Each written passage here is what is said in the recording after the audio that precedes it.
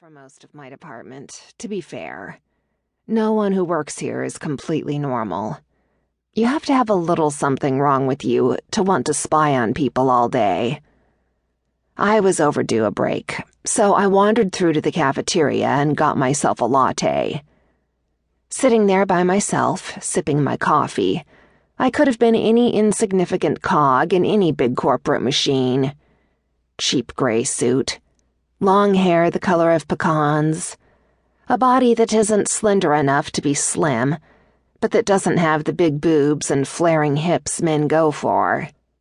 Even my eyes are gray, and gray's not really a color. Trust me, if you saw me in the street, you'd look right past me. There are no windows in our entire department, squirreled away as we are at the heart of the building. It's easy to lose track of time and place. It was easy to forget that I was in Langley in the middle of the morning, with January snow on the ground outside. In a way, I liked that. Anything that helped me forget it was winter. But it can be dangerous, losing your sense of where you are. Sometimes I have to transcribe one of Luka's calls live. I'm sitting at my desk in the afternoon, but it's like I'm right there in Moscow at 2 a.m., sitting just on the other side of a wall from him, as if I could push open a door and step through. I was still sitting there, twisting a lock of hair around and around my fingers to make a spring, when Roberta sat down opposite me with an espresso. 20 minutes for a latte? Shit, had it been that long? The coffee was lukewarm through the paper cup. I must have zoned out again. I do that sometimes. Sorry. She laughed gently. Relax, Ariana. You've earned a break. I just worry about you, sitting out here all alone.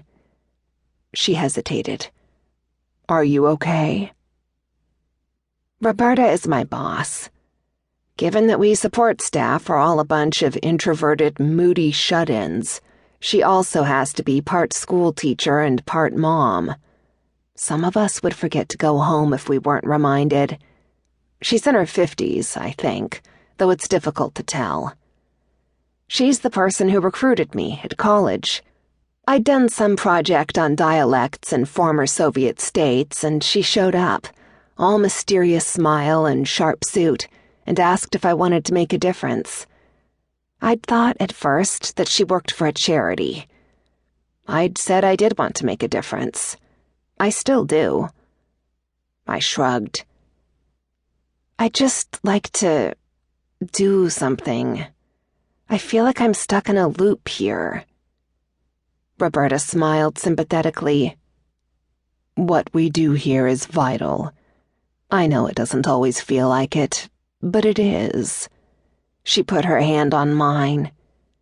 Give it another year, and we can look at maybe moving you into some field work. She paused. This is really bothering you, isn't it? I squirmed. She'd been so good to me. I didn't like to keep hassling her. I knew she thought she was keeping me safe, but I felt like I was dying one day at a time, buried down here.